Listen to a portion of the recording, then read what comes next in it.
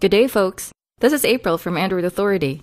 In this episode, I'm going to compare an Apple and a non-Apple. More specifically, Apple's hottest smartphone, the iPhone 5, and one of Sony's freshest releases, the Xperia TL-T30P, also known as the Xperia TL-T30AT in the US.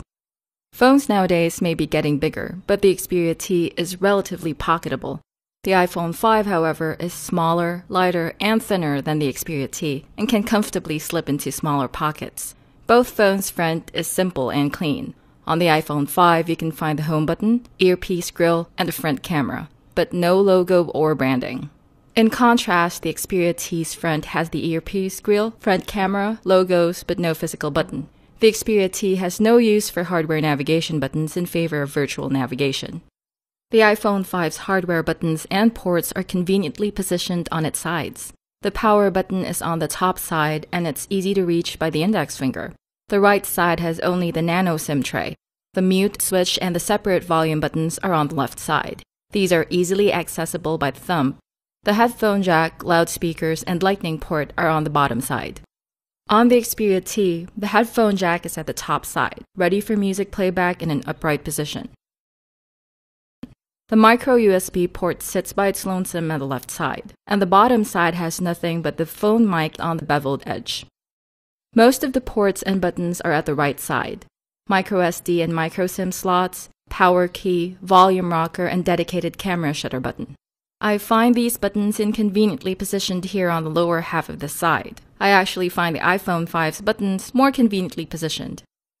The iPhone 5's non-removable aluminum back has glass strips at the top and bottom parts, the 8-megapixel camera, recording mic, and camera flash. Its overall look is essentially just that of a black slab of glass and metal with rounded corners. In contrast, the Xperia T's soft touch rubber back curves towards the middle, making the phone lean into your hand for a comfortable grip. Centered horizontally are its 13-megapixel camera, flash, logo, and loudspeaker grill. On the one hand, the iPhone 5's back projects class and strength. On the other hand, the Xperia T combines strength and sexy. If you ask me, either of the two can perfectly match James Bond's character. I also observed that after heavy use, the back of the iPhone 5 tends to feel hotter than the back of the Xperia T. This is most likely because the iPhone 5's aluminum back conducts heat better than the Xperia T's rubber back. These two phones have gorgeous and eye-popping displays. The iPhone 5 has Apple's popular Retina display on a 4-inch screen with a resolution of 1136 by 640 and density of 326 ppi. On the other hand, the Xperia T provides visuals enhanced by Sony's mobile Bravia engine and displayed on a 4.55-inch screen with an HD resolution of 1280 by 720 and a density of 323 ppi. Both phones undoubtedly show color-rich, crisp, and clear images on their respective displays. However, I feel that colors are more saturated on the iPhone 5, whereas colors are brighter on the Xperia T. Compared to the processing muscle of recently unleashed quad-core phones, both the iPhone 5 and Xperia T appear diminutive, weak, and vulnerable, on the spec sheet at least. But in reality, these two phones, despite the dual-core processing, can give generally snappy performance. Web browsing on the iPhone 5, for example, is smooth and seamless. Apple seems to have perfected the art of optimizing software and hardware.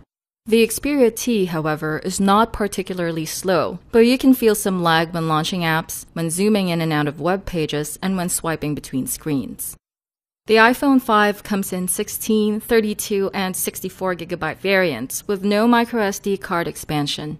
The Xperia T, on the other hand, only comes with 16GB but can accept a microSD card for 32GB more storage. For connectivity, both phones are capable of Wi-Fi and Bluetooth connections. But be wary of the iPhone 5's Bluetooth because in our experience it is very picky. Bluetooth on the Xperia T is not as finicky. The Xperia T is also capable of near-field communication or NFC. The iPhone 5 doesn't have this feature. For wired data connections and for charging, you'll only need a standard micro USB cable for the Xperia T. For the iPhone 5, you'll need a non-standards compliant and proprietary Lightning cable. The iPhone 5 runs iOS 6, bringing with it Siri and Facebook and Twitter integration. It is a stable operating system, but personalization and customization are not as flexible as Android.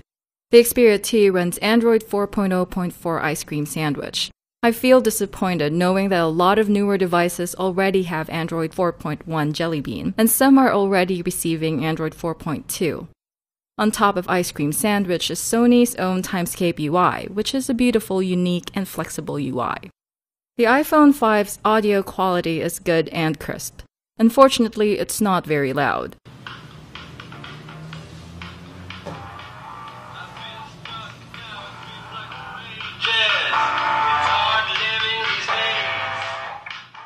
Audio on the Xperia T, on the other hand, is not only loud, but also crisp and clear, thanks to XLoud enhancement, clear bass, a 5-band equalizer, and equalizer presets.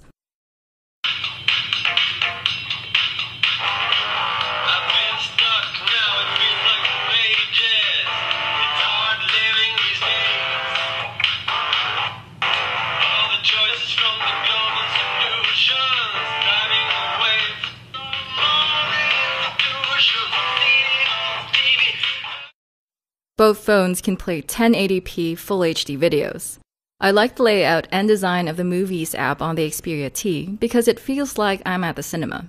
Videos played in the Photos app on the iPhone 5 has a storyboard on top, allowing you to skip to a certain part of the video. The two phones can capture awesome outdoor photos. Photo capture in low light settings also produces acceptable photo quality, thanks to the camera flash on both phones. The Xperia T has greater flexibility with image capture resolution, allowing you to shoot at full 13 megapixels or at a lower 10 or 2 megapixels. The iPhone 5's image capture resolution is fixed at 8 megapixels. Both the iPhone 5 and the Xperia T can record 1080p Full HD videos. Video recording on the Xperia T, however, leaves a lot to be desired. Image stabilization isn't as stable and autofocus isn't as auto. Worse, the camera lens makes noise loud enough to be caught along with the video.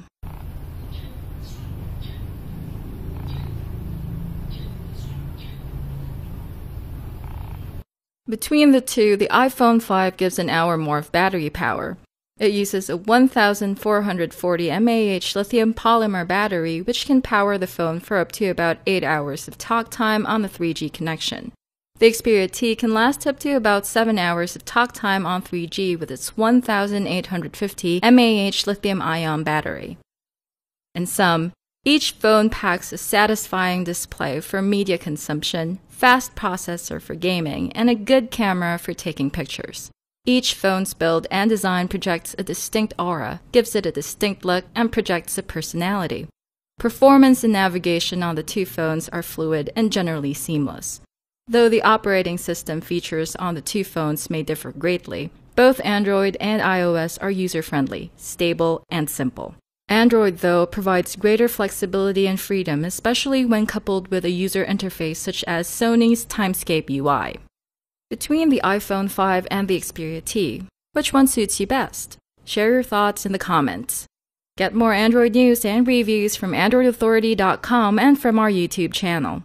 This is April from Android Authority. Until next time, may the light side of the Android force be with you.